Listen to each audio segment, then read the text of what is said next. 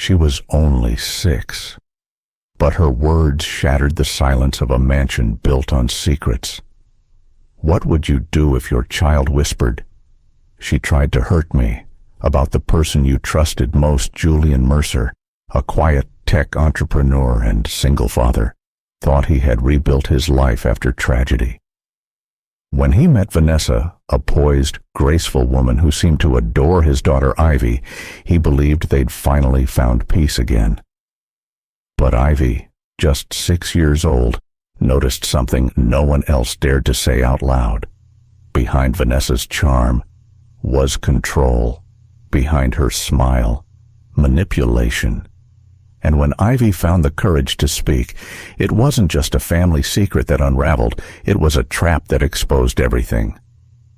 How do we recognize danger when it wears kindness like a mask? And what happens when the smallest voice becomes the one that saves everyone? This is not just a story of betrayal. It's a story about listening, about truth, and about the power of one little girl who refused to be silenced.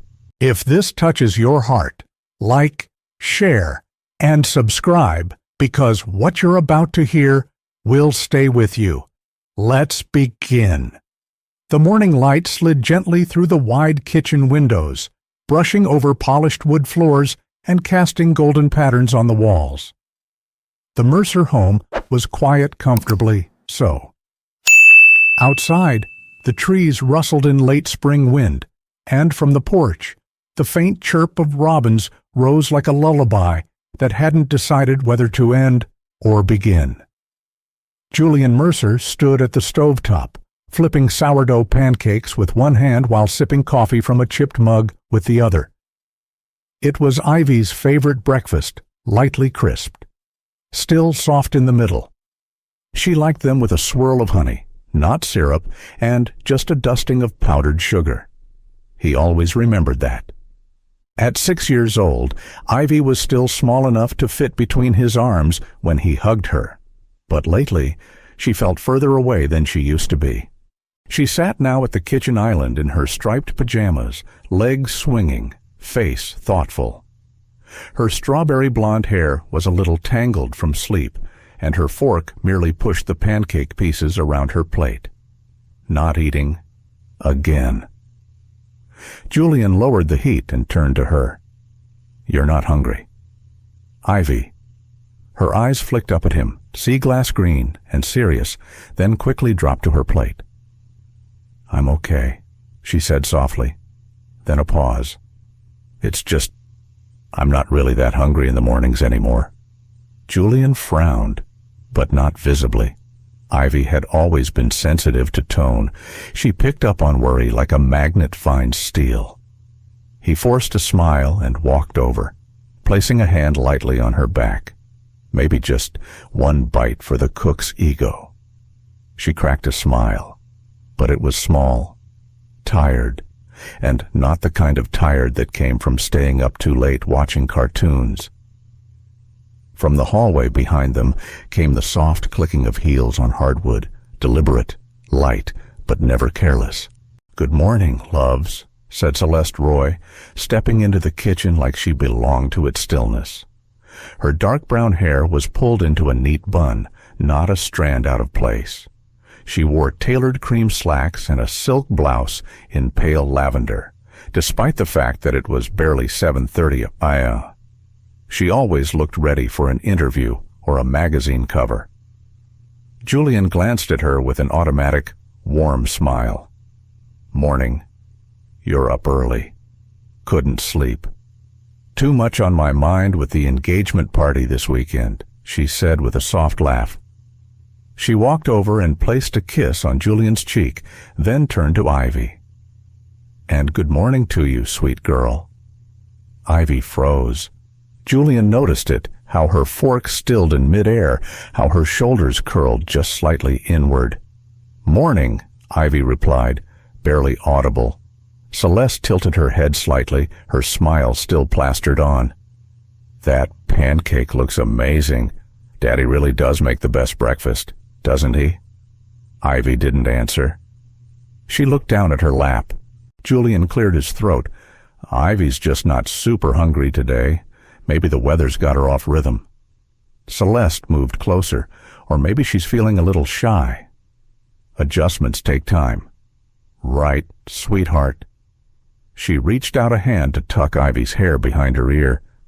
Ivy flinched. It was subtle, barely perceptible. But Julian saw it, saw how his daughter leaned away, her body stiffening like a violin string pulled too tight. Celeste retracted her hand smoothly, like she hadn't noticed. But her eyes flicked for just a split second, something unreadable, cold, gone before it settled. Julian blinked. Ivy scooted off the stool. "I think I'm done," she mumbled, scurrying off toward the stairs. Julian stared after her. "She didn't eat anything," he said softly. "She'll adjust," Celeste said, her voice low and serene. She poured herself a glass of lemon water from the pitcher in the fridge. "Kids resist change, especially after loss. But you know that." Yes, Julian knew that. His late wife, Amelia, had died 2 years ago in a traffic accident that still haunted his sleep. Ivy had only been 4. She hadn't asked about her mother's absence at first, just watched the door every evening until she learned not to. Julian had tried everything since therapy, time off work, even building a new treehouse together in the backyard. Slowly, Ivy had opened back up, until 3 weeks ago, until Celeste moved in. At first, Ivy was polite, reserved, but polite. Celeste had tried, Julian saw her try, reading bedtime stories, helping brush Ivy's hair, offering to bake cookies on weekends. She said all the right things, did all the right things. So why did Ivy start getting quiet again? Why the stomach aches, the nightmares? "Maybe I rushed the timeline," Julian murmured, staring at Ivy's untouched plate. Celeste turned to him, placing a hand lightly on his wrist. "Julian, you didn't rush anything. We've been together nearly a year. Ivy needs stability, and we're offering her that. Together." He nodded. The words were rational, grounded, and yet a pause, a breath. The moment stretched between them. "She said something last night." Julian said, whispered, "Actually," right before she fell asleep. Celeste tilted her head. "What did she say?" Julian hesitated. She said, "I don't like when she looks at me like that." Silence. Celeste blinked, just once. Then she smiled. Children project all kinds of things, especially after trauma. She might be confusing my presence with missing her mother. It's very common in blended families. Julian nodded again, slowly, but his chest felt heavy. Not convinced, just cornered by logic. He picked up Ivy's plate and moved to the sink. The morning light was still warm across the countertop, but something in the house had gone cold. It had started, like most things in Julian Mercer's life, with reason. 8 months ago, he met Celeste Roy at an Education Innovation Summit in Boston. She was the keynote speaker at a breakout session on early literacy. Confident, clear-voiced, engaging. Her slides were minimal, her language warm and precise. No condescension, no overreach. She didn't sell herself. She didn't have to. Julian had just finished a panel on adaptive learning in underfunded school districts. He wasn't used to being flustered, but Celeste had caught him off guard, not just her intelligence, but the ease with which she navigated conversation. She'd complimented his points, disagreed gracefully with one, and made a dry joke about venture capitalists with too much optimism and not enough fieldwork. They'd ended up at the same table for dinner. She drank ginger tea, no alcohol, said she preferred clarity. That night, they talked until the waitstaff began flipping chairs onto tables. Celeste was everything he wasn't used to measured, serene, rarely flustered. Julian was no stranger to success, but emotionally he was still limping. Celeste didn't just offer affection, she offered structure, She had boundaries, a calm certainty. He found himself wanting to lean into that. At the time, it felt like relief. He didn't introduce her to Ivy right away. They met after 2 months, just a short walk at the nature preserve. Celeste brought a sketch pad and asked Ivy if she wanted to draw dragonflies together. Ivy had been hesitant, but she'd drawn something, a crooked tree with wide branches. No dragonflies. She's very intuitive, Celeste had said to him later. Sensitive. That's good, but it means changes will be hard for her. We should be patient. Julian appreciated how she said we. By month 4, Celeste was visiting every weekend. Ivy was quiet but polite. At month 6, Julian proposed a soft move-in. Celeste would stay during the week and go back to her apartment on weekends until they felt like the household rhythm settled. By month 7, her weekends away became rare. She started reorganizing kitchen cabinets, donating Ivy's older toys, and suggesting Ivy could graduate to a more structured bedtime routine. Julian, trying to rebuild a sense of normalcy, let her. Now, 3 weeks in, things no longer felt stable. They felt calibrated. And Ivy had retreated again, just like she did after Amelia died. He stood that evening in the hallway outside Ivy's bedroom, listening to the sound of her breathing behind the door. She'd fallen asleep clinging to her stuffed raccoon Rollo. Julian had found it buried under a pile of storage boxes in the attic after Amelia passed. Ivy had refused to sleep without it ever since. Julian walked back downstairs, rubbing his hands together. The air in the house had grown colder. Or maybe it was just quieter in a different kind of way. Celeste sat in the living room, reading a worn copy of A Tree Grows in Brooklyn. She looked up as he entered and smiled. "You okay?" she asked. Julian nodded, but he didn't sit. I think I'm worried we moved too fast." Celeste closed the book gently. "You're not the only one feeling that," she said. "I've been wondering the same. Maybe Ivy's not ready." That surprised him. "You think we should slow down?" Celeste gave a small, reflective nod. "Just a bit. I could spend a few nights a week at my place again. Give Ivy more breathing room." It was exactly the right thing to say, which somehow made Julian more unsettled. He wanted to trust her. He really did. But something in Ivy's face kept echoing in his mind, that flinch, the stiffness in her small shoulders, the way she clung to Maya's hand last week at the park. He hadn't told Celeste yet about Maya, about how he'd hired her. It wasn't an act of betrayal. It was a quiet precaution. Maya Brennan was a part-time art therapist. Ivy had taken to her immediately, like air meeting lungs.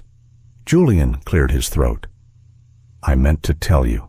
I've arranged for someone to help out in the afternoons, a kind of companion for Ivy. Her name's Maya. She's steady." Celeste's expression didn't change much, but her eyes did. Just barely. A flicker, a pause. "A nanny?" she asked. Tone neutral. "Not really. She's a child art therapist. Just for a few hours after school." Ivy seemed to like her. A pause, then a nod. "If it helps Ivy. Of course. Of course." Julian walked to the window and looked out at the darkened yard. The pine trees cast long shadows in the moonlight.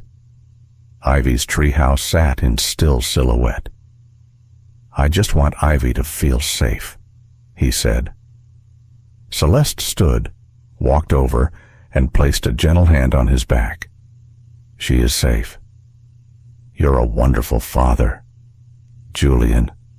He nodded again, but his throat was tight. She continued, softly. "Grief leaves gaps that don't close cleanly. Sometimes the people trying to help fall into them." He turned to look at her. "That's very poetic." She smiled. "It's something my sister used to say. Before she lost her little girl." Julian's brow creased. You never mentioned a niece?" Celeste looked away, briefly. She was 4, drowned in a neighbor's pool during a birthday party. It changed my sister completely, and it made me realize how fragile all this is. He hadn't known that. Now he did. Or he knew what she said. Julian kissed her cheek gently. She smiled again, but inside, something in him whispered that the pieces weren't fitting right. The wind was soft that Tuesday afternoon, brushing through the maple trees in the backyard like a hush passed between giants. Ivy sat cross-legged on the porch swing, a crayon in one hand, the other holding down the edge of her drawing pad as it tried to flap upward with each gust. Julian watched from the kitchen window. She was quiet again today, quieter than usual. Her sketch was simple. A house with only one window, no people inside. A single red dot hovered in the corner like a drop of blood on snow. He didn't know what it meant. He didn't ask. He'd learned, lately, that Ivy spoke through symbols more than sentences. She used to sing when she colored. Amelia always said she hummed like birds do without knowing they were heard. Now she drew in silence. "Are you nervous about the engagement party this weekend?" Julian asked later, as he tied Ivy's sneakers for their evening walk. "You don't have to go if you don't want to." "I mean that." Ivy hesitated. Then she whispered, "Will Miss Celeste be there?" Julian nodded slowly. "She will, but Maya will be too." Ivy's eyes lifted a little at that. "Maya said she'd teach me how to braid friendship bracelets. She said I could make one with Mom's favorite color. Yellow, They walked along the gravel path near the neighborhood lake. Julian kept pace beside her, their steps soft on the dirt. Ivy looked up at the trees sometimes, not speaking. He didn't push, until she stopped suddenly and said, "Daddy, why do people pretend to be nice?" Julian knelt beside her, startled by the sharpness in her tone. "Who do you mean, Ivy?" She shrugged. Some people are nice when you're looking, but when you turn away, their eyes change." Julian's chest tightened. "Are you talking about someone here at home?" Ivy picked up a rock and turned it over in her small hands. "Sometimes Miss Celeste smiles too hard, and when she talks to me, it feels tight." He waited. "She talks quiet, but it feels loud." Ivy added, her brow scrunched, like when you squeeze a balloon too hard, but don't pop it. That night, Julian sat in his office long after Ivy went to bed. He should be finishing investor updates, but the only thing he could focus on was his daughter's voice in the woods. Tight, loud, without volume. Pretending. He remembered how Celeste had snapped at the barista last week just for adding the wrong milk to her latte. How quickly her smile had returned when she realized he was watching. Julian clicked open a blank document and typed one line. "How do you know when someone is good to your child when you're not watching?" He deleted it just as quickly. Closed the laptop, walked upstairs. Outside Ivy's room, he heard Maya's soft voice reading aloud. "You have been my friend. That in itself is a tremendous thing." It was Charlotte's Web, Ivy's favorite. Julian peeked through the cracked door. Maya sat on the floor beside the bed, Ivy tucked under her yellow quilt. Rollo the raccoon sat perched on her chest like a fuzzy shield. When the chapter ended, Ivy said, "Miss Maya, can I ask you something?" "Always," Maya answered gently. "How come some grown-ups say sweetheart, but it doesn't feel sweet?" Julian's breath caught in his throat. Maya paused. "Sometimes people use nice words, but not kind hearts. You can feel the difference, can't you?" Ivy nodded slowly. "I don't like how she says it." Silence. Then Ivy whispered, "Miss Celeste." Maya didn't push. You know it's okay to talk about things that make you uncomfortable. Right, I know. But what if Daddy loves her? Julian felt something inside him crack. Maya answered carefully, Daddy can love people and still listen to your heart. You don't have to choose. He wants to protect you more than anything. Julian backed away from the door. The next morning, Ivy was quieter than usual at breakfast. She sat across from Celeste, staring at her bowl of oatmeal as if it held a secret. Celeste chirped cheerfully. I added cinnamon. Just like you. Like Ivy nodded, but didn't touch it. Julian watched them from the stove. The energy between them was subtle, but real. A magnetic field with no wires, only emotion. When Celeste leaned forward and brushed Ivy's bangs from her forehead, Ivy flinched. Again. That was the third time this week. Later that day, Maya took Ivy to the park. Julian stayed home to work, but instead, he found himself standing in the hallway, staring at the linen closet. He opened the top drawer. 3 weeks ago. Celeste had reorganized all the towels, threw out Ivy's favorite green one, said it was too ratty, bought new ones that didn't smell like lavender anymore, just detergent. She said it was part of setting a fresh tone. Julian closed the drawer and went to the family room. Picked up Ivy's sketchbook from the couch. The latest drawing was of a woman with perfect hair and a long neck. Her eyes were drawn too large, pupils like black buttons. Ivy had written 2 words at the bottom. She watches. Julian closed the sketchbook gently. For the first time since Amelia's death, he felt afraid in his own home. Not afraid of ghosts, but of the living. The mug shattered before it hit the ground. Julian had barely blinked before Ivy was on her feet, eyes wide, hands trembling at her sides. 1,000 ceramic shards scattered across the tile. The sound was sharp, too loud for a house that usually whispered. Celeste stood by the kitchen island, jaw tense, face blank. It slipped, she said evenly, reaching for a dish towel to sweep the larger pieces aside. Julian didn't respond immediately. He was still watching Ivy. She hadn't been anywhere near the counter. Yet when the mug cracked, she flinched like she'd expected more to follow. He walked over to Ivy and crouched beside her. You okay, kiddo? She nodded too fast. I didn't do anything. I know. He touched her hand. It was cold. Celeste tossed the towel in the sink with more force than necessary. I told her not to stand so close when I'm handling hot drinks, she muttered. Julian's brows furrowed. She was by the stool. Celeste looked up, something flickering in her eyes, surprise irritation. Maybe you didn't see it. I had my back turned, but Julian had seen, and Ivy hadn't moved. And the mug, Celeste's favorite floral porcelain, hadn't simply slipped. That night, Maya noticed the mark. Ivy, she said softly, kneeling beside her during their craft session in the sunroom. What happened to your wrist? Ivy froze. She glanced toward the hallway, then back to Maya. It's nothing. Did you fall? No. Did someone grab you? Silence. Maya didn't push. She just held out her hand gently. Can I see it?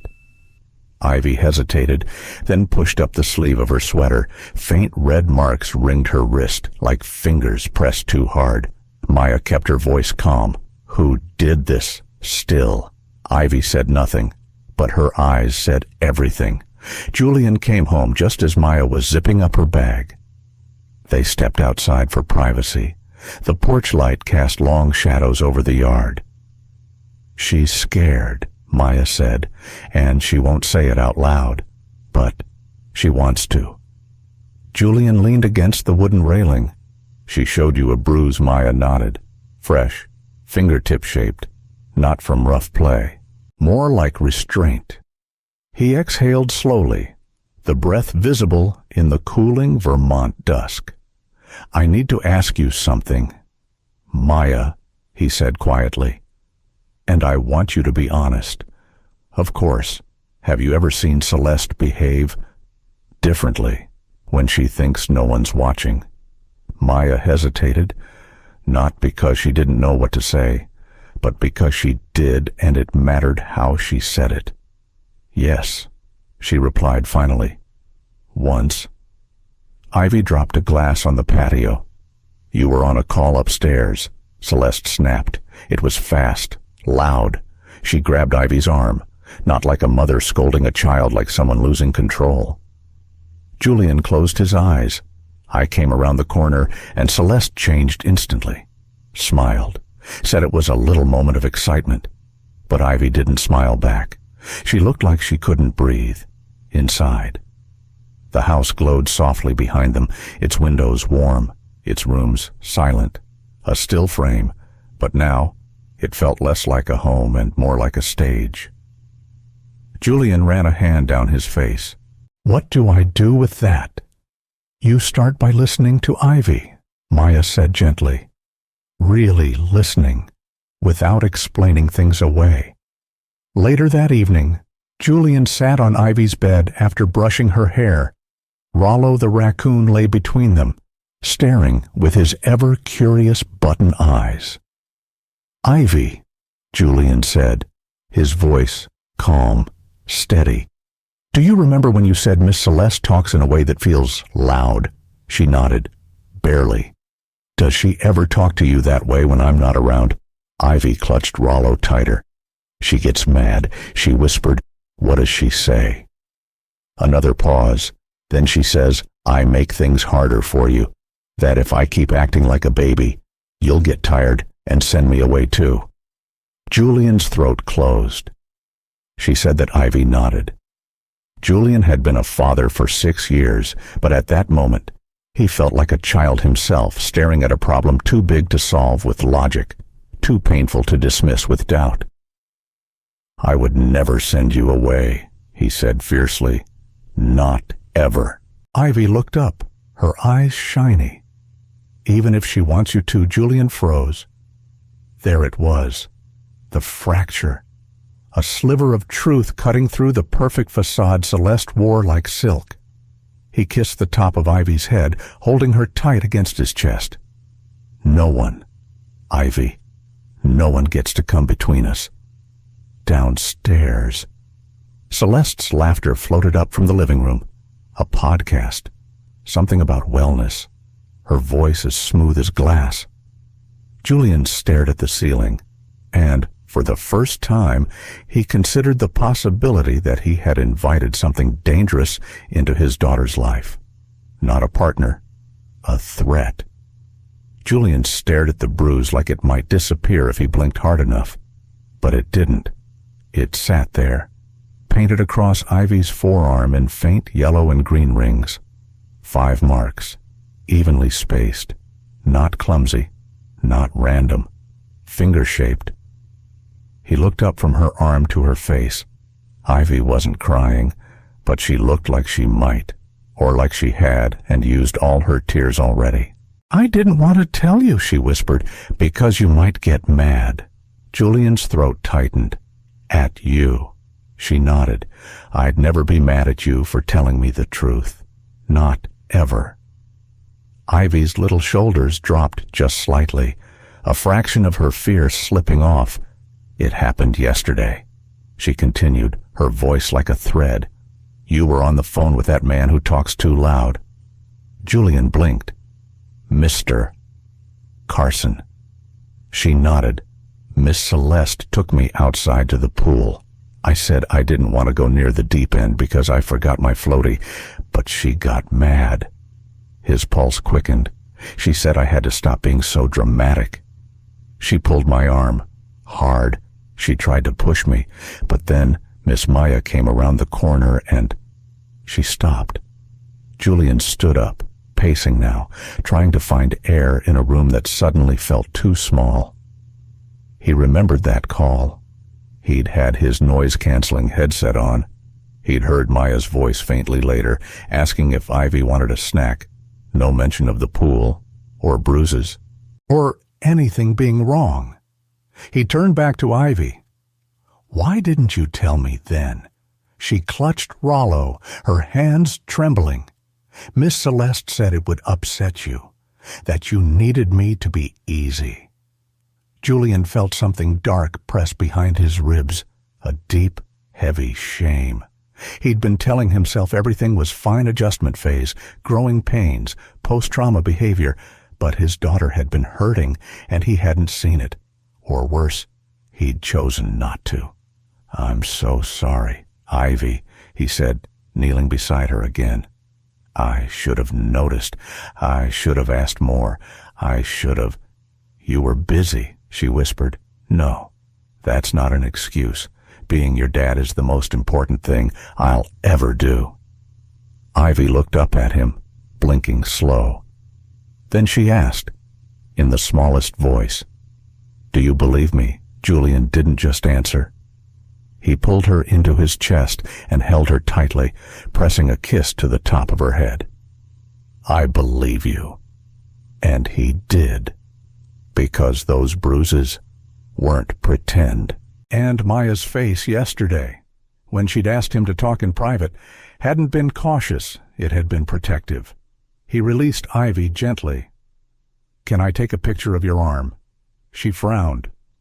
"Why, in case we need to show someone, like a doctor or someone else who can help." "Like the police?" Julian hesitated. "Maybe. Let's take it one step at a time." He took the photo carefully, making sure to capture the bruising in natural light.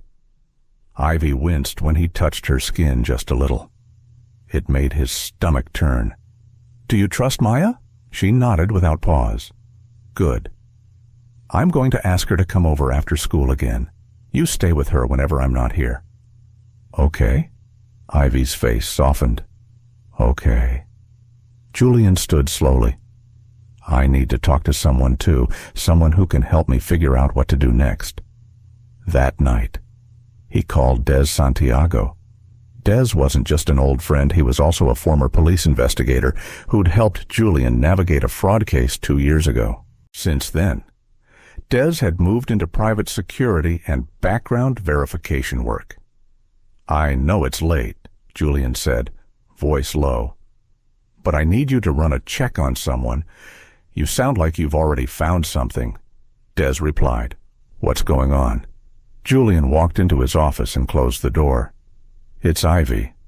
I think the woman I'm engaged to might be hurting her." A long silence. "I need to know everything about her."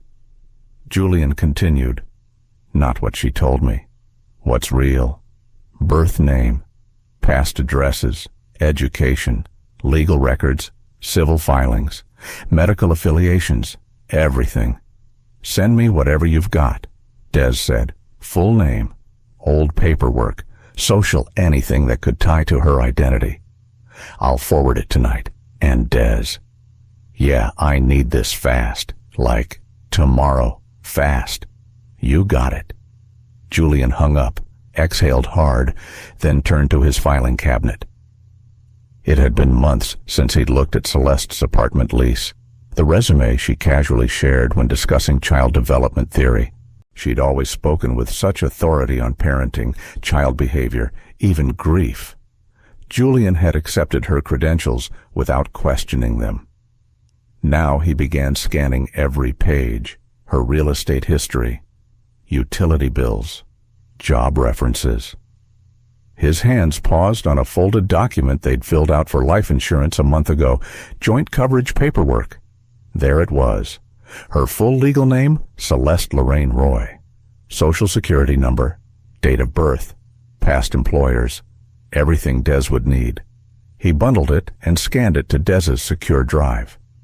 Then he returned to Ivy's room and stood quietly in the doorway. She was already asleep, curled around Rollo, her cheek resting on the corner of a yellow pillow embroidered with white stars. She looked peaceful, but only barely. Julian realized he hadn't seen her truly at peace in weeks, maybe longer. He leaned against the doorframe, a deep ache blooming behind his ribs. He'd been building a life he thought was strong, thought was safe. But somehow, a storm had slipped in through the quietest door. Julian didn't sleep that night. He lay in bed next to Celeste, listening to the even rhythm of her breathing. Her body faced away from him, curled slightly under the navy duvet. From the outside, it looked serene, trusting, intimate. But Julian's eyes remained open, tracing the cracks in the ceiling. How much of the past 8 months had been real? She had known exactly what to say, exactly how to move through his life without disrupting the surface. Ivy's bedtime routines, his grief patterns, his friends, his work calendar. Even the books she left lying around, half-read novels about healing and childhood development, like props in a stage play. He rose before dawn. Downstairs, the kitchen felt colder than usual. The silence wasn't peaceful anymore. It was expectant. He poured black coffee into a ceramic mug, not bothering with sugar or cream. His hand trembled as he brought it to his lips. Not from fear, from fury. By 9 a.m., Des had responded. The subject line of the email was plain Celeste Roy, not who she says she is. Julian clicked the PDF attachment, heart pounding against his ribs. The report was 9 pages long, legal name Vanessa Lorraine Cross. Celeste Roy was an alias, a legal one but only filed in the last year. Julian scrolled. 2 restraining orders, one in Oregon, another in New Hampshire, both filed by ex-partners with children under 10. The accusations were similar controlling behavior, verbal threats, and in one case, suspected emotional manipulation of the child. No convictions, just silence, just sealed files. But then Julian reached the end. Case file, Jefferson County, Colorado. Subject of inquiry, suspicious drowning of minor, a 7-year-old boy, stepchild of Vanessa Cross, official ruling accidental. But the officer's report included inconsistencies in witness statements and a noted lack of appropriate adult supervision. Julian's stomach turned. The child had drowned during a pool party. Only 2 adults had been present, Vanessa and her sister. The latter had died in a car crash just weeks later. There were no charges, but the grief, Julian imagined, had been real for someone. He closed the file and leaned back, staring at the monitor. What was she doing now? Upstairs, braiding Ivy's hair, making her toast. He stood abruptly. He walked up the stairs without trying to muffle his steps. The bedroom door was ajar. Celeste sat at her vanity, applying mascara with a steady hand. She caught his reflection in the mirror and smiled. "You're up early," she said. "I didn't sleep." Her smile faltered just slightly. "Something on your mind?" Julian leaned against the door frame. "I heard from Des Santiago this morning." That name hit like a rock dropped in a calm water. Celeste lowered the mascara wand slowly. "Why would you talk to Des? Because I asked him to look into you." Silence. She didn't panic, didn't lash out. That would have been too easy. Instead, she turned to face him fully. "Julian, I told you I've had difficult relationships in the past. You didn't tell me your name used to be Vanessa Cross." She blinked. "Then, softly, I changed it for a reason. You were investigated for the death of a child. That was ruled an accident. Were you in the pool area when he drowned?" She paused. "No," she said, voice calm. But neither were his parents. He was unsupervised, like kids often are at summer parties. It was a tragedy, one I'll never stop regretting. Julian watched her face closely. No tremble, no apology, just control. "Ivy's got bruises. I've never laid a hand on your daughter. I saw the shape of your fingers." "Celeste," That proves nothing. Children bruise easily. You know that. Ivy said you tried to push her into the deep end. Her eyes narrowed, just slightly. She said that Julian nodded once. You're believing the version of a 6-year-old. Over a woman you're engaged to, I'm believing my child. And Maya saw it too. Celeste rose from the vanity, arms crossed loosely. That woman has been poisoning Ivy against me from the beginning.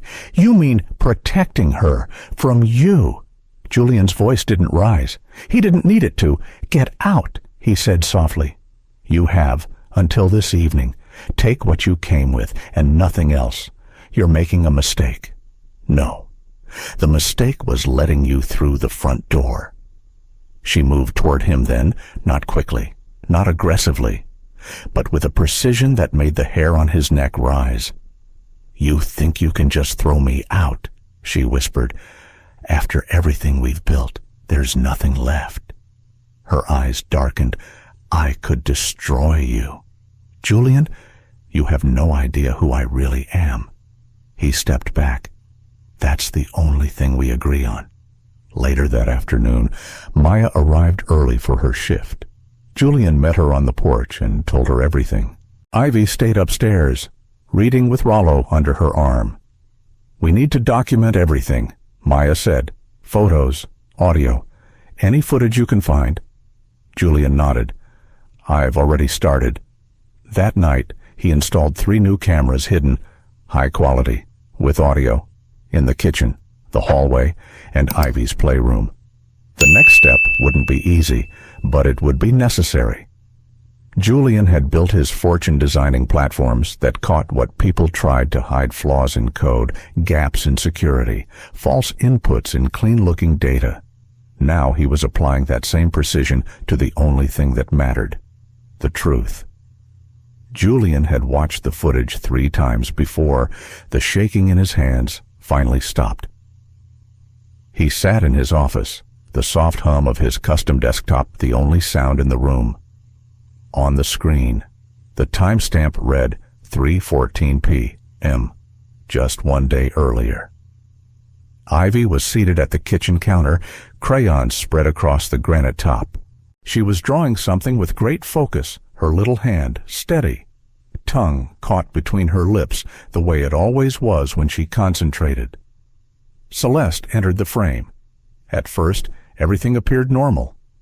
She walked in, set down a bowl of cut apples, and stood behind Ivy with a warm smile. But then Julian paused the footage, frame by frame. He advanced through the moment Ivy spilled a cup of juice. A small accident. No glass broke, just a splash across the counter. Celeste's smile vanished in one breath. She snapped something inaudible, grabbed Ivy's wrist hard, and dragged her off the stool. Julian unmuted the clip and played it again with audio. Every single time. You're such a clumsy little girl. The voice was tight, clipped, not loud, but cruel in its precision. Ivy mumbled, I'm sorry. You're always sorry. Julian froze the frame again just before Celeste's hand yanked Ivy's small arm toward the kitchen door. He zoomed in on Ivy's face, her mouth closed, her body stiff. Fear, not discomfort, not frustration. Fear. He didn't cry. He couldn't. The part of him that wanted to fall apart had already done so weeks ago. This wasn't the time for emotion. This was the time for evidence. He copied the clip to an external hard drive and labeled it Kitchen Incident 01. Then he opened 2 more clips. Hallway Incident 3, Living Room Incident 2. In both, the same pattern unfolded. Celeste's voice turned cold when Ivy didn't follow instructions fast enough. Her touch tightened when no one else was around. But what haunted Julian the most was not what happened. It was how fast she changed the moment she knew a camera might be watching. Smiles conjured from nowhere. A honey-sweet tone that fell like syrup over rot. It was calculated, rehearsed, weaponized. Julian picked up his phone and called Des. She's done this before, he said quietly. I know, Des replied, and if I dig deeper, I'll probably find more. But none of it stuck. She's very good at vanishing right before the hammer drops. Julian rubbed his eyes. I think she was building a case to have Ivy labeled unstable. Des paused. What makes you say that I found receipts on our shared credit card consultations with 2 child psychiatrists, ones I never authorized? She's been describing Ivy as emotionally erratic, high anxiety, non-compliant. Laying the groundwork, Des muttered, for custody challenges, or worse. Julian's hand clenched around the phone. She wasn't just trying to replace Amelia, she was trying to erase Ivy. The silence between them was heavy. I need a plan, Julian said, one she doesn't see coming. I'll help, Des said, but you need to move quietly. She'll know the walls are closing in soon. Julian looked up at the blank screen on his monitor. I think she already does. That evening, Celeste was unusually affectionate. She made dinner risotto with grilled vegetables and insisted Julian sit down while she plated everything just the way Ivy likes. He watched her hands, how she moved with ease, how she glided across the kitchen. A woman in control. Perfect hostess. Perfect partner. But Ivy barely touched her food. And when Celeste reached over to wipe a dot of sauce from her chin, Ivy flinched so visibly that Julian had to grip his fork to stop himself from reacting. Sweetheart, Celeste cooed, you're so jumpy lately. Are you not sleeping well again? Ivy nodded, eyes downcast. Well, maybe I should talk to Dr. Galen again. He said children with trauma sometimes exhibit attention-seeking behavior. Julian blinked slowly. Dr. Galen. That was one of the names on the receipt. He smiled. Carefully? Actually, he said, voice low. I'd like to be on the next call with him, just to make sure we're aligned. Celeste's eyes flickered. Of course, she said too quickly. I was going to suggest that. Julian said nothing else, but he watched her closely. Later that night, when he tucked Ivy into bed, she whispered, Did I do something wrong? No, Ivy. You didn't. Then why does she look at me like that? Julian sat on the edge of her bed and took her small hand in his. What kind of look like she's waiting for me to mess up? Julian exhaled. She won't be here much longer. Ivy looked up, eyes wide. Promise, I promise. But you have to be careful. Daddy, she's different when people aren't watching. Julian smiled gently. That's why I'm watching now, even when she thinks I'm not. He turned off the light and stepped into the hallway. The night was quiet, but in Julian's mind, the trap was already forming. And this time, she wouldn't get away. Julian zipped his suitcase with just enough noise to be believable. I hate to leave so close to the engagement party, he said, adjusting his collar in the foyer mirror. But the Montreal board isn't giving me a choice. They're demanding a face-to-face. Celeste stepped into view, her silk blouse perfectly pressed, her earrings small and tasteful. Of course, darling, these things happen. But her eyes told a different story. Julian had learned to watch her eyes. That's where the mask always cracked first. She came closer and brushed imaginary lint from his shoulder. Ivy and I will be fine. Some one-on-one time will be good for us. He forced a smile. Just don't wear her out. She's had a tough week. Oh, I know, Celeste said sweetly. She'll be all smiles when you come back. Julian's stomach turned. The plan was already in motion. There was no Montreal trip. Instead, Julian would be stationed downtown in Des's secure surveillance suite, monitoring every room of the house in real-time audio, video, motion triggers. Every common area was covered. The hallway, the kitchen, the den, even Ivy's playroom. Only 2 rooms had no cameras, the bedrooms. But Ivy had been instructed to stay in shared spaces until Maya arrived. Celeste didn't know about the new gear or the panic button hidden in Ivy's art box. Julian knelt to hug his daughter before he left. Ivy clung to him a moment longer than usual. "Are you really going to Canada, no, sweetheart?" he whispered low, brushing her hair back. "I'll be watching, just like we talked about. Maya's on her way. What if she gets here too late? She won't." Ivy's small nod was slow, brave. He kissed her forehead, stood, and walked out the door without looking back. From the van downtown, Des handed Julian a headset and motioned toward the 6-monitor feed. "You'll hear everything. Mic sensitivity is high. She won't know she's being recorded unless she tears the walls apart." Julian adjusted his seat. "Let's find out who she really is." For the first hour, nothing happened. Celeste was the image of domestic poise, pouring Ivy orange juice, setting out craft supplies, even playing a game of Uno at the kitchen table. "I'm going to help you make something special for Daddy," she chirped, her voice syrupy. "He'll love it." Ivy smiled faintly, nodding, but her shoulders were stiff. Her eyes darted constantly to the clock. Then, just after 11:15, 15 minutes before Maya was due to arrive, the shift came. The Uno deck scattered across the table as Ivy accidentally knocked over her juice. Julian leaned forward instinctively. Celeste's voice changed. "Are you kidding me?" she hissed, grabbing Ivy's wrist and yanking her toward the sink. "You little brat, I can't do anything right." "Can you?" Julian's hand clenched on the desk. "I'm sorry," Ivy said quickly. "Sorry doesn't cut it," Celeste snapped. "You're ruining everything," Des whispered. "We've got her." But it wasn't over yet. Celeste crouched to Ivy's level, her voice low, just above a whisper barely caught on the mic. "You think that little babysitter's going to protect you today? I told her you're sick. She's not coming." Julian's blood ran cold. On screen. Ivy shrank back, gripping the counter with both hands.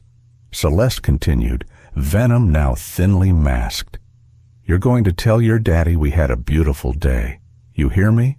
Or I'll make you disappear like Tommy. You know what happened to Tommy, don't you?" Ivy's face went white. Julian stood. "Get in the car," he said to Des. "Now."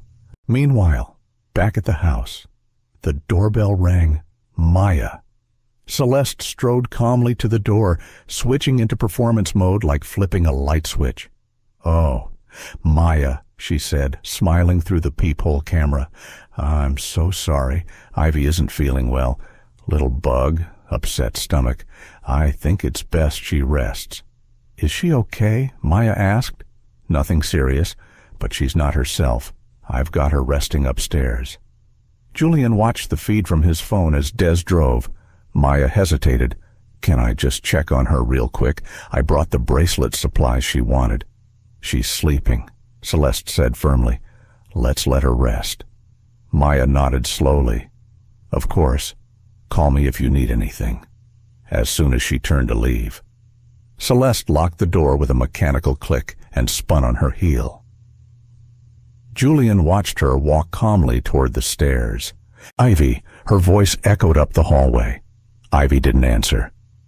Celeste opened the playroom door and found her there, sitting still on the rug, her back to the wall. "You didn't tell her," Celeste said flatly. "Good." She shut the door behind her and locked it. Julian's voice trembled. She locked the door. Des floored the accelerator. "We're 6 minutes out." Back on screen, Celeste crouched beside Ivy, grabbing her chin roughly. "You're going to stop playing games," she said. "I've done everything to fix this family. You don't get to ruin it. You don't get to be the problem." Ivy didn't respond. She reached slowly into the art bin beside her and pressed the hidden button under the crayon box. Julian's phone vibrated in his pocket. Emergency signal triggered. He felt his heart shatter and reform in one breath. Ivy had remembered. She had trusted him. Now it was his turn. Inside the playroom, the air felt tight. Celeste? No. Vanessa now, in Julian's mind, stood tall above Ivy, hands clasped behind her back like a teacher ready to discipline a disobedient student. But Ivy didn't cry. She sat cross-legged, arms wrapped around her knees, eyes locked on the woman who had tried to erase her. "You don't scare me anymore," Ivy said softly. Vanessa's smile twitched. "Oh, honey. You don't even know what scary is." Ivy blinked. "I know what being quiet feels like. I know what pretending feels like. But Maya says truth is braver than fear." Vanessa tilted her head. "And what's your truth, little bird, that you hurt people when no one sees, but someone always sees?" She pointed subtle, almost playful, toward the fuzzy yellow teddy bear on the bookshelf. Inside it, a live mic. Vanessa's eyes followed the gesture. Her face froze. She lunged too fast, too sudden, and Ivy screamed. But the door burst open before she could reach the bear. Julian charged in first, Des right behind him. "Ivy," Julian called, crossing the room in seconds, scooping her up into his arms. Vanessa staggered back, eyes wild, caught between fury and disbelief. "You set me up," she hissed. Julian didn't look at her. "I protected my daughter." Vanessa's voice dropped an octave. "I'll tell them you attacked me, that Ivy lies, that your new girlfriend coached her."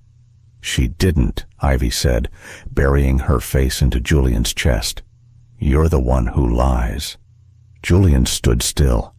The moment felt suspended in amber.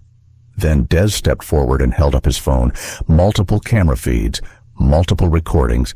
"You're done." Vanessa's eyes flared. "You think they'll believe a child over me? She's not alone," Maya said calmly from behind Des. She'd entered the house quietly after Julian had triggered the backup signal. "I saw you grab her last week, and I filed a report, time-stamped, certified, with photos." Vanessa laughed. "It cracked. You don't get it, do you? I've been through worse. I win. I always win." Julian finally looked her in the eye. "You almost did, but not this time." Then, in a low voice, "Do you remember Tommy?" That one name turned Vanessa's face to stone. "I read the file." Julian said, "Pool party. 7 years old. He drowned while you were inside fixing drinks. He tripped." She whispered, "It wasn't my fault, but you knew what you were capable of, and you tried again." Vanessa stared at him, silent, seething. Then, she reached for the door, but Maya was faster. She moved in front of it, calm and certain. "You're not going anywhere. Sirens in the distance." Getting closer, Vanessa backed up, hand slightly raised, but her voice venomous. "Ivy's broken. You'll see. Someday, she'll be just like her mother. Fragile, delicate, gone." Julian stepped forward, shielding Ivy with his body. "My daughter is not fragile," he said. "She's brave, stronger than anyone I know." Ivy peeked out from behind his shoulder and said quietly, "She doesn't get to be in our house anymore." The sirens stopped in front of the house. Car doors slammed, voices called. Vanessa's posture deflated, and just like that, she was no longer in control. The officers moved quickly. Julian handed over the flash drives. Des shared a secured Dropbox link. Maya signed her statement on the spot. And Vanessa Celeste Roy, A.K.A. Vanessa Cross, was escorted out in silence. No screams, no collapse. Just one long, cold look back at Julian and Ivy. A look that said, "You were almost mine." Julian didn't return it. He only looked down at Ivy, still clinging to his hand. "You did everything right," he whispered. "Even when I was scared," she asked, "especially when you were scared." He knelt beside her. You used your voice. That's what stopped her. Not me. Not Des. You. She nodded, slowly. Then, after a pause, "Can Maya live with us forever?" Julian chuckled. "We'll ask her." Ivy smiled. Not wide, but real. The house was quiet again, but not the old kind of quiet. This one was softer. No tension, no pretending, no walking on eggshells, just quiet. The morning after Vanessa was taken away, Julian stood at the kitchen sink, watching the sun catch dew on the back lawn. Ivy sat at the table in pajamas, carefully peeling the crust from her toast, something Celeste used to scold her for. Now, Julian just smiled. "Anything you want to do today?" he asked gently. Ivy looked up. "Can we go somewhere with trees?" "Trees," she nodded. "I like when they don't move fast, just slow dancing." Julian blinked. He wasn't sure where she learned to say things like that. Maybe it was Maya. Maybe it was her mother's book still shelved upstairs. Or maybe Ivy had always been that way and no one had noticed. "We'll find some trees," he promised, "and let them dance all they want." But first, there were calls to return. A detective named Weaver followed up on Vanessa's arrest. The charges were likely to stick child endangerment, fraud, obstruction, and, thanks to Des's background work, other families were stepping forward. "She had a pattern," Weaver said over the phone. "Your daughter may have stopped something much bigger." Julian stared at the garden through the kitchen window. "She's 6, he said softly. "She shouldn't have had to." "I know." The officer paused. "You okay, Mr. Mercer?" Julian didn't answer right away. He wanted to say yes. He wanted to believe that the monster was gone. The locks were changed, the windows safe again, but deep down, he knew better. "I'm grateful," he finally said, "but I'm not okay. Not yet." That night, after Ivy fell asleep, Julian sat outside on the porch with Maya. "I still can't believe how calm she was," he said, in the playroom. "The way she spoke to Vanessa." Maya nodded slowly. "She's seen more than a child her age should ever see. But that also makes her wise. Not broken. Just aware." Julian exhaled. "I keep thinking I invited her in. I let that woman into our lives, into my daughter's life." Maya shook her head gently. "You didn't know, and when you did, you acted. Fast, strategic, protective. I should have seen it sooner. You saw it when it mattered most." Julian leaned back, letting the night wrap around his shoulders. "I don't know how to trust again." "You don't have to," Maya replied. "Not yet. Just focus on being the man Ivy can trust. The rest will come later." He looked at her, then not just with gratitude, but with something else blooming quietly behind his eyes. Respect. Maybe even hope.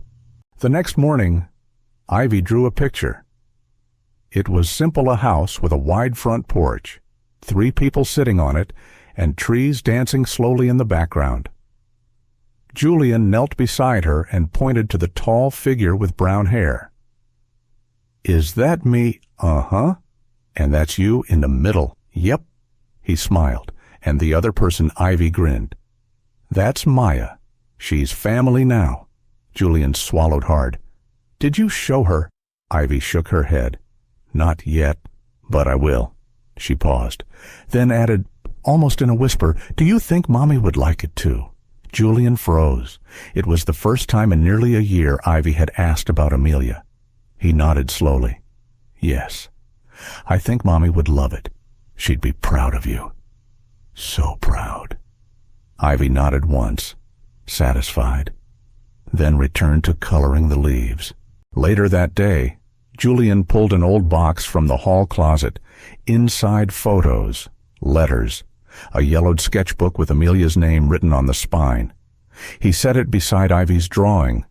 2 voices, 2 eras, meeting in the quiet space between trauma and healing. He thought about Vanessa again, not with rage now, but with sorrow.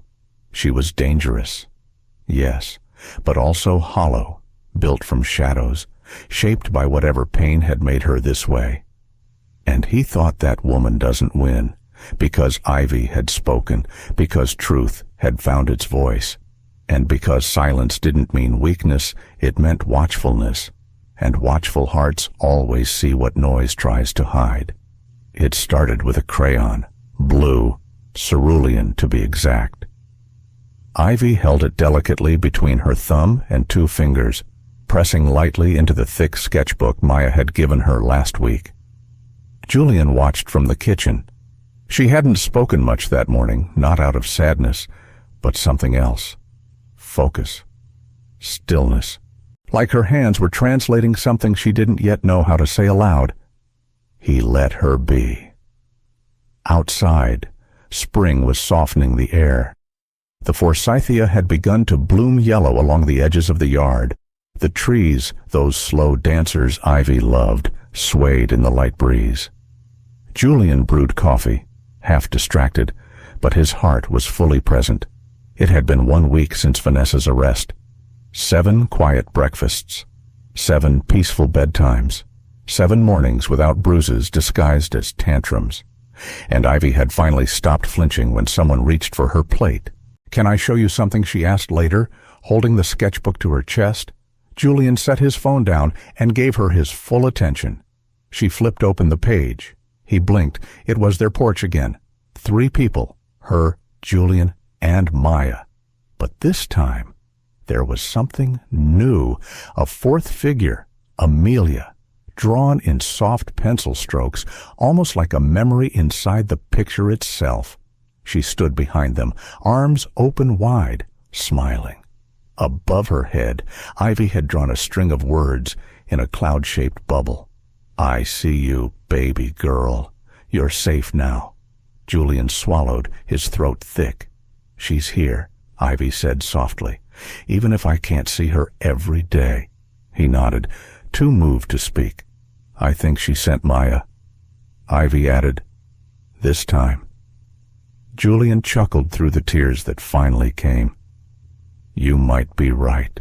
That afternoon, Maya joined them in the backyard for sandwiches and juice boxes. Ivy handed her the sketchbook. Maya took her time looking at the drawing. She didn't rush. She didn't speak right away. Then she said something Julian would remember for the rest of his life. "You know, Ivy, when we speak truth in our art, it doesn't just help us, it protects others, too." Ivy tilted her head, like a shield. "Exactly," Maya smiled. "Your drawing is a shield, a record, a story only you could tell." Julian realized, in that moment, that Ivy was no longer simply recovering. She was building, claiming ground where fear used to live. Later that evening, Julian brought out the old photo albums. He and Ivy curled up on the living room rug, flipping through pages of a life that once held 4 people. Ivy stopped on a picture of Amelia holding her as a baby, her mother's eyes full of quiet joy. "I think she would like Maya," Ivy whispered. "I think so too," Julian said. She wasn't scared a lot. "Right." Julian paused. "No. She was brave in quiet ways. Like me. Just like you." That night, after Ivy had fallen asleep, Julian sat outside with Maya. "She's rebuilding," he said. "She is, but sometimes I wonder, what if I hadn't listened? What if I told myself I was imagining things?" Maya looked at him carefully. "You didn't. That's what matters. You believed her." Julian nodded slowly. Then, "You changed this house." "So did she," Maya replied. He looked at the soft lights glowing from the kitchen window. A home that had once felt like a stage now felt like shelter. He turned to Maya. "Would you ever consider staying longer?" She didn't answer right away. Then, gently, "Are you asking as Ivy's father, or as Julian?" He smiled. "Both." Maya returned the smile. "I'll stay," she said. In the quiet hours that followed, Julian drafted a letter. Not for Vanessa, not for the police, but for Ivy. He tucked it into the back of her sketchbook, a simple note written in pencil. "You saved us. I just followed your lead." The invitation came in a plain white envelope, no return address, but inside was a crisp, official notice. Preliminary hearing, State versus Vanessa Cross. Julian stared at it for a long time. He wasn't sure why he opened it alone. Maybe he thought it would sting less. Maybe he thought he'd feel some satisfaction. He didn't. Just quiet. Just wait. The kind you don't drop, but learn to carry. He folded the paper and slid it into a drawer out of sight, but not out of mind. Then he turned to the window. Outside, Ivy was barefoot on the grass, spinning slowly in a patch of sunlight, her arms stretched like wings. Maya sat nearby, sketching with her, their laughter rising like birdsong. Julian breathed in. That sound was better than any courtroom verdict. The next day, Ivy had an idea. "I want to plant a tree," she said, placing her small hands on the kitchen table with purpose. Julian raised an eyebrow. "A tree. A strong one," she said, "so when I'm older, I can sit under it and know I made something grow." He smiled. So they did, together. They visited a quiet stretch of land behind the house, untouched, soft with morning fog. They planted a maple sapling, its roots wrapped carefully in burlap. Maya helped dig the hole. Julian steadied the trunk. Ivy held the watering can, tipping it slowly, reverently.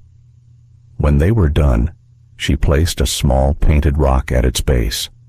On it, in her careful handwriting, was a single word: truth. Weeks passed, then months. Seasons shifted. Healing came quietly, not all at once. There were moments of grief, still. Nights when Julian jolted awake, heart racing. Mornings when Ivy asked about the woman in the red dress with the tight smile. But there were more good days than hard ones. More drawings, more questions, more trust. One warm afternoon in late June, Maya sat Ivy down at the table. "I have a surprise for you," she said. Ivy leaned in, curious. Maya handed her a printed book bound in soft linen, with Ivy's artwork on the cover. Title: The Girl Who Spoke Up. Ivy gasped. "You made it a real book." Julian stood behind her, smiling. We all did. Inside were pages filled with Ivy's drawings, Maya's captions, and a foreword written by Julian himself. Not just a story, a record, a shield, a reminder. That evening, after Ivy had fallen asleep with the book under her pillow, Julian and Maya sat under the slowly growing tree. No porch lights, no noise, just fireflies blinking in the dusk. Julian turned to her, voice quiet. "I used to think being strong meant protecting Ivy from the world." Maya looked over. "And now I think it means showing her that when the world turns cruel, truth still grows." She smiled. "You're both doing that." They sat in silence a while longer. Then Julian spoke one more time. "I love you." It wasn't rushed. It wasn't dramatic. It was true. Maya looked at him, tears soft in her eyes. "I love you too." In the months that followed, The Girl Who Spoke Up reached dozens of families, then hundreds. Some schools asked to read it aloud. Some counselors used it in trauma workshops. Julian donated all proceeds to a new foundation Ivy named herself The Maples, a space for art therapy, safety planning, and quiet listening for children who needed to be believed. 1 year later, on the anniversary of the day, Ivy pressed the panic button. Julian found her outside, She sat under the maple tree. Stronger now, taller, quieter, in the brave way. He sat beside her. "You remember today?" he asked. She nodded. "But I'm not scared of it anymore." "Why not?" "Because it's the day I used my voice." She leaned her head on his arm. Julian kissed her hair. The light filtered through the branches above them, and in that moment, he knew she hadn't just survived. She had changed everything. Some stories make us cry. Others make us angry. But this story, it asks us to listen, not just to the loud, but to the small, to the soft, to the ones who've been ignored for far too long. Ivy Mercer's voice reminds us of something deep and universal. Silence doesn't mean safety. And love, real love, is never control. What Vanessa did wasn't just cruelty. It was disguised power, wrapped in warmth, used to isolate and manipulate. And too often, we excuse it. We call it charm. We say, she's just stressed. But Ivy teaches us to see through the curtain and speak anyway. This story is for every child who wasn't believed, for every parent who missed the signs, and for every heart learning to listen, really listen before it's too late. If this story moved you, don't scroll away. Like, share, and subscribe to our channel. Your support helps us tell more stories like this, stories that matter, that challenge, that heal. And if you're still here, we know your heart was listening too. We'll see you in the next one.